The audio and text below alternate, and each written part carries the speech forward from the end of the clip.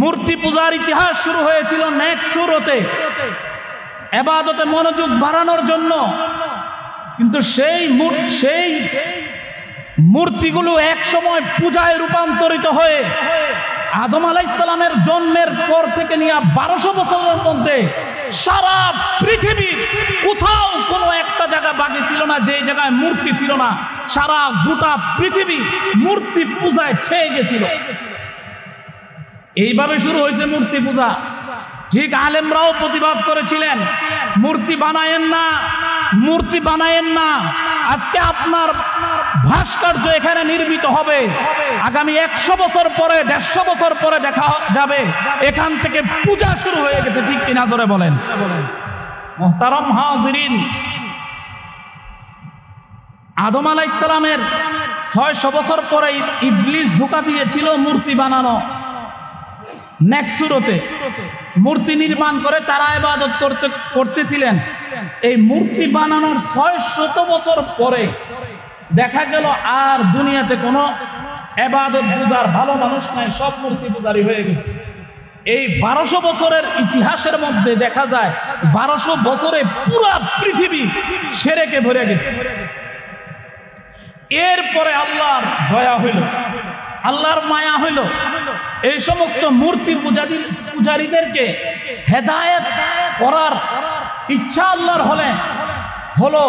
তারপরে আল্লাহ তাআলা সেই সময় আল্লাহ হযরত নূহ আলাইহিস সালামকে দুনিয়াতে পাঠাইলেন। মুহতারাম হাজিরিন, হযরত আদম আলাইহিস সালাম দুনিয়া থেকে বিদায় নেওয়া 600 বছর পরে ইবলিস সেই সময়ে কিছু নেককার পরহেজগার মুত্তাকি বান্দা দুনিয়াতে ছিল, তাদের কাছে ইবলিস আসলেন। আয়েশা ইবলিস তাদেরকে বলল, তোমরা যে ইবাদত বন্দেগী করো, নামাজ পড়ো, রোজা রাখো, বিভিন্ন ইবাদত যে তোমরা করো, এই ইবাদতে আল্লাহ খুব খুশি এবং আল্লাহ এটাই পছন্দ করেন। এবং যারা দুনিয়াতে ইবাদত করেন, নেক আমল করেন, এদেরকে আল্লাহ চিরস্থায়ী জান্নাত দিবেন। যারা আল্লাহর ইবাদত করে না তাদেরকে আল্লাহ জাহান্নামে দিবেন। সুতরাং তোমরা যে আমল করতেছ এতে আল্লাহ খুব খুশি। এই বক্তব্যটা কার? ইবলিসের এই বক্তব্য। কেন ইবলিস এই বক্তব্য দিলেন? ইবলিস এত দরদি কেন হলো? মুমিনের প্রতি ইবলিসের এত ভালোবাসা কেন? বাংলায় একটা প্রবাদ আছে, কথা সত্য মতলব খারাপ। ঠিক কিনা জোরে বলেন। বাংলায় একটা প্রবাদ আছে, কথা সত্য মতলব খারাপ। যখন দেখা যাবে ইবলিস নিজের নীতি অসৎ কথা বাদ দিয়ে নীতি কথা বলা শুরু করবে, বুঝতে হবে ইবলিসের নিয়ত খারাপ। ঠিক কিনা জোরে বলেন। এই জন্য ইবলিস সেই সময়ের নেককার মানুষদের কাছে ভালো মানুষের আকৃতি ধারণ করে যায় বলল, তোমরা যে ইবাদত বন্দেগী করো এতে আল্লাহ খুব খুশি, এটাই আল্লাহ পছন্দ করেন। নেককার মানুষেরা খুশি হয়ে গেছে, আরে আল্লাহ পছন্দ করেন এই আমল। এই কথা কয়া নেককার মানুষের অন্তরের মধ্যে একটা জায়গা করে নিলেন। কথা সত্য মতলব খারাপ, খারাপ মতলব যেটা, এবার দেখলো যে ভালো মানুষরা তার কথা গ্রহণ করছে, এখন তার ভিতরের যে মতলব সেটা তাদের কাছে পেশ করল। কি? তোমরা ইবাদত বন্দেগী যাই করতেছো খুব ভালো কথা, কিন্তু আমি তোমাদেরকে একটা প্রশ্ন করতে চাই। প্রশ্নটি হচ্ছে, তোমাদের নবী যখন দুনিয়াতে ছিল এবং তোমাদের মুমিন ব্যক্তিরা যখন দুনিয়াতে ছিল, তাদের সাথে ইবাদত করতে তোমরা যেরকম মজা পাইতা, তোমাদের যেরকম মনোযোগ থাকতো, এখন তো নবীর অবর্তমানে এখন কি তোমাদের সেই রকম মজা লাগে ইবাদতে? মজা লাগে, স্বাদ লাগে? তারা বলল না, নবী ছাড়া আমাদের কাছে এতিম এতিম মনে হয়, আমরা এরকম স্বাদ পাই না। তো ইবলিস বলল, আমি তোমাদেরকে এমন একটা প্রসেস শিক্ষা দিব, এমন একটা প্রসেস বলে দিব, এইটা যদি তোমরা মানতে পারো, নবী ছাড়াও তোমরা ইবাদতে মজা পাইবা। এই প্রসেসটা কি বলবো? তারা সবাই এক বাক্যে বললেন, হ্যাঁ, এটা তো আমরা চাই, আমাদের ইবাদতে মনোযোগ বাড়ুক, আমরা আল্লাহকে আরো বেশি স্মরণ করতে পারি, আরো একাগ্রতার সাথে স্মরণ করতে পারি, এটা তো আমরা চাই, বলেন তাড়াতাড়ি। ইবলিস খুব মিষ্টি সুরে, নরম সুরে বললেন, তাহলে তোমরা তোমাদের নবীর চেহারা কেমন তোমাদের মনে নাই? বলে, হ্যাঁ, খুব ভালো মনে আছে। তোমাদের নবীর নাক কেমন, তোমাদের নবীর চোখ কেমন, তোমাদের নবীর কান কেমন, তোমাদের নবীর মাথা কেমন, তোমাদের নবীর শরীরের গঠন কেমন, এটা কি তোমাদের মনে নাই? তারা এক বাক্যে বলল, হ্যাঁ, অবশ্যই মনে আছে, খুব ভালো মনে আছে। তাহলে তোমরা একটা কাজ করো, সেই রকম একটা ভাস্কর্য মূর্তি তোমরা নিজেরা বানাও। এক বাক্যে বলেন নাউজুবিল্লাহ। এই যে মূর্তি পূজার ভাস্কর্যর শুরু, এই সর্বপ্রথম এই ভাস্কর্যর মূর্তির এই বিষাক্ত শব্দ ইবলিস তাদের মনের মধ্যে সর্বপ্রথম ঢাললেন। তারাও কিছুদিনের মধ্যে একটা ভাস্কর্য মূর্তি বানাইলেন। এবার ইবলিস বললেন, যখন তোমাদের বানানো কমপ্লিট, এখন তোমরা যখনই নামাজে দাঁড়াইবা, ইবাদত করবা, তখন এই মূর্তিটা সামনে নিয়ে নিবা, আর মনে মনে ভাববা যে আমাদের নবী আমাদের সাথে আছে। এক বাক্যে বলি নাউজুবিল্লাহ। এইভাবে ইবাদত করতে করতে, ওই মূর্তি সামনে রেখে ইবাদত করতে করতে করতে করতে তাদের প্রজন্ম শেষ। এই যে মূর্তি তারা নির্মাণ করলেন, সর্বপ্রথম পৃথিবীতে এই শুরু হইল মূর্তির ফাউন্ডেশন। এইভাবে মূর্তি কিন্তু দুনিয়াতে আসছে কোনো বদ নিয়তে না, খারাপ নিয়তে না। ইবলিস খারাপ কোনো কথা দিয়ে দুনিয়াতে মূর্তি আনার নাই, বরং মূর্তি আনার জন্য একটা প্রসেস করছেন। কি? নেক্সট সুরতে শয়তানের ধোঁকা। ঠিক কিনা জোরে বলেন? ইবাদতে মনোযোগ বাড়ানোর নিয়তে মানুষের সমাজের মধ্যে প্রথম মূর্তি ঢুকাইছেন, আর মূর্তি সামনে রেখে ইবাদত করতেছেন তারা। তাদের ছেলে মেয়েরা দেখছেন এই যে এক প্রচলন শুরু হয়েছিল, এই মূর্তি চলতে চলতে চলতে চলতে আজও পর্যন্ত মূর্তি পূজা চলতেই আছে। ঠিক কিনা জোরে বলেন? মূর্তি পূজার ইতিহাস হচ্ছে এরকম। মূর্তি ডাইরেক্ট পূজার জন্য নির্মাণ হয় নাই, মূর্তি ইবাদতে মনোযোগ বাড়ানোর জন্য নির্মাণ হয়েছিল। কিন্তু শয়তান সুকৌশলে এটা মূর্তি বানাইয়া ইবাদতের নিয়তে ঢুকাই দিয়া গেল তাদের প্রজন্ম। এর পরবর্তী প্রজন্মকে, দ্বিতীয় প্রজন্মকে জিজ্ঞাসা করা হয়েছিল, তোমরা কেন মূর্তিকে সামনে রেখে ইবাদত করো? দ্বিতীয় প্রজন্মের মানুষ এক বাক্যে জবাব দিছিল, আমার বাপ দাদারা নবীরে দেখছে, নবীর অবয়ব আকৃতি অনুযায়ী মূর্তি বানাইছে, সুতরাং তারা সঠিক করছে। তারা যে এটা করছে আমরাও তাদের দেখা দেখি সেটা করলাম, তারা কোনো ভুল করে নাই। নাউজুবিল্লাহ বলেন। গেল প্রথম প্রজন্ম, দ্বিতীয় প্রজন্ম। তৃতীয় প্রজন্মের লোকদেরকে জিজ্ঞাসা করা হয়েছে, তোমরা কেন মূর্তি পূজা করো?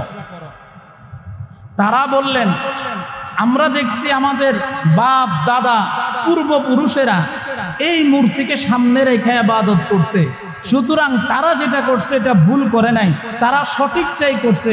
আমরা তাদের দেখা দেখি অনুযায়ী আমরাও সেইভাবে ইবাদত করি। নাউজুবিল্লাহ। এই ছিল মূর্তি পূজার ইতিহাস।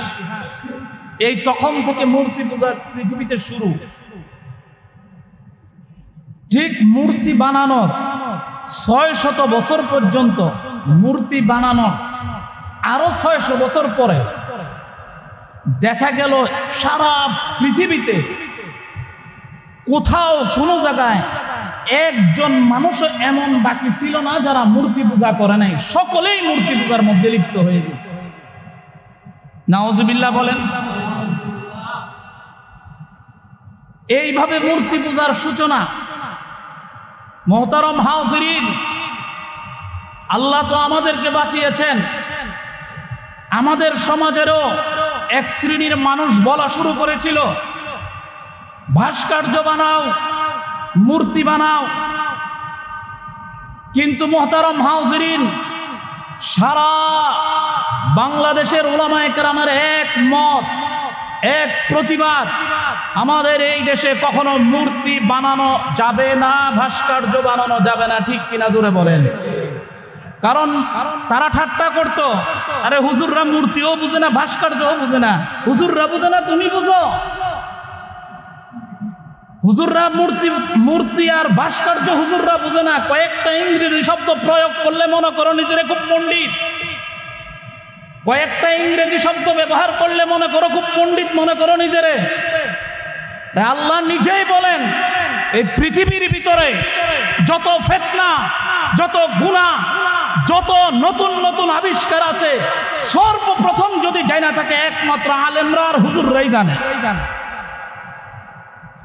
যদি না জানতো তাহলে তো মূর্তি পূজার অনুমতি হুজুররা চুপচাপ বসে থাকতেন। ভাস্কর্য বানাইতেছেন, হুজুররা চুপচাপ বসে থাকতেন। জানেন আপনাদের উপর কত মেহেরবানি আর দয়া আলেম ওলামারা করেছে। মূর্তি পূজার ইতিহাস শুরু হয়েছিল নেক্সুরতে, ইবাদতে মনোযোগ বাড়ানোর জন্য। কিন্তু সেই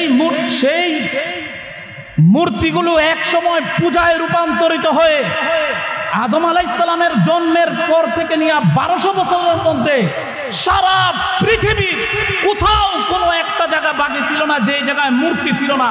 সারা গোটা পৃথিবী মূর্তি পূজায় ছেয়ে গেছিল। এইভাবে শুরু হয়েছে মূর্তি পূজা। ঠিক আলেমরাও প্রতিবাদ করেছিলেন, মূর্তি বানায়েন না, মূর্তি বানায়েন না। আজকে আপনার ভাস্কর্য এখানে নির্মিত হবে, আগামী 100 বছর পরে, 150 বছর পরে দেখা যাবে এখান থেকে পূজা শুরু হয়ে গেছে। ঠিক কিনা জোরে বলেন। মুহতারাম হাজিরিন, আদম আলাইহিস সালামের 600 বছর পরে ইবলিস ধোঁকা দিয়েছিল মূর্তি বানানো। নেক্সুরতে মূর্তি নির্মাণ করে তারা ইবাদত করতেছিলেন। এই মূর্তি বানানোর 600 বছর পরে দেখা গেল আর দুনিয়াতে কোনো ইবাদত পূজার ভালো মানুষ নাই, সব মূর্তি পূজারি হয়ে গেছে। এই 1200 বছরের ইতিহাসের মধ্যে দেখা যায় 1200 বছরে পুরো পৃথিবী শিরকে ভরে গেছে। এরপরে আল্লাহর দয়া হইল, আল্লাহর মায়া হইল, এই সমস্ত মূর্তি পূজারীদেরকে হেদায়েত করার ইচ্ছা আল্লাহর হলো। তারপরে আল্লাহ তাআলা সেই সময় আল্লাহ হযরত নূহ আলাইহিস সালামকে দুনিয়াতে পাঠাইলেন। নূহ আলাইহিস সালাম যখন দুনিয়াতে আসতেছে, পৃথিবীর অবস্থা এমন, একজন মানুষ আল্লাহরে চিনে না। নাউজুবিল্লাহ পড়েন জোরে সোরে। এই নূহ আলাইহিস সালাম কে আল্লাহ দুনিয়াতে নবী করে পাঠালেন। নূহ আলাইহিস সালাম তাদেরকে দাওয়াত দিতেছেন এক আল্লাহ। দিতে দিতে দিতে 950 বছর পর্যন্ত নূহ আলাইহিস সালাম তার কওমকে দাওয়াত দিলেন। কয়শো বছর পর্যন্ত জোরে বলেন? 950 বছরের মধ্যে মাত্র 40 জন মানুষ ঈমান আনছে। কত বছর? 950 বছর। 950 বছরের মধ্যে মাত্র 40 জন মানুষ ঈমান আনছে। 40 জন মানুষ। শেষে অবস্থা এমন হয়েছিল, আল্লাহ কোরআনের মধ্যে বলেন, وَإِنِّي كُلَّمَا دَعَوْتُهُمْ لِتَغْفِرَ لَهُمْ جَعَلُوا أَصَابِعَهُمْ فِي آذَانِهِمْ وَاسْتَغْشَوْا ثِيَابَهُمْ وأصروا واستكبروا استكبارا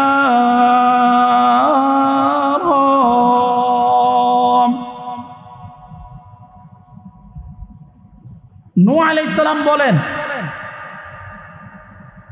ও আল্লাহ, আমি যখনই তাদেরকে দ্বীনের দাওয়াত দিয়েছি, লিতাগফির লাহুম, এবং বলেছি আপনি তাদেরকে ক্ষমা করে দিবেন, তারা যখন এই কথা শুনতো, ওয়াস্তাগশাউ সিয়াবাহুম ওয়াসর, তারা যখন এই কথা শুনতো, জাআলু আসাবিআহুম ফি আযানিহিম, তারা তাদের কানের মধ্যে আঙ্গুল ঢুকাই দিতেন। নূহ আলাইহিস সালাম যখন তাদেরকে দাওয়াত দিতেন, তারা কানের মধ্যে আঙ্গুল ঢুকাই দিতেন, যাতে নবীর কথা তারা শুনতে না পারে। নাউজুবিল্লাহ পড়েন। ফি আযানিহিম, তারা কানের মধ্যে আঙ্গুল ঢুকাই দিতেন। শুধু আঙ্গুল দিতেন এমনই না, ওয়াস্তাগশাউ সিয়াবাহুম, বরং নবী যাতে তাদেরকে না দেখে, তারাও যাতে নবীকে না দেখে, এই জন্য তারা তাদের মাথার উপর কাপড় আবৃত করে দিত। নাউজুবিল্লাহ।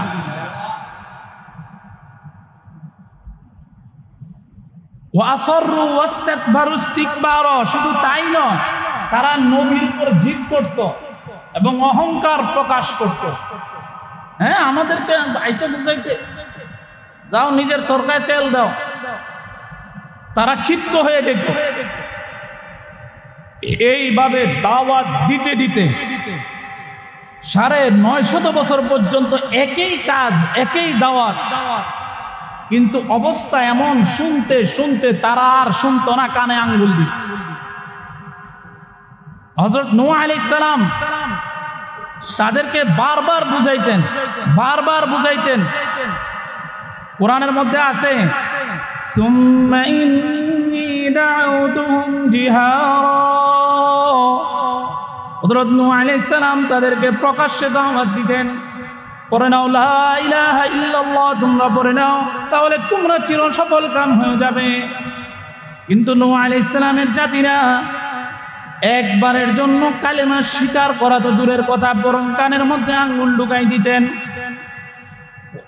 সুম্মা ইন্নী আ'লানতু লাহুম ওয়া আসরারতু লাহুম ইসরারা,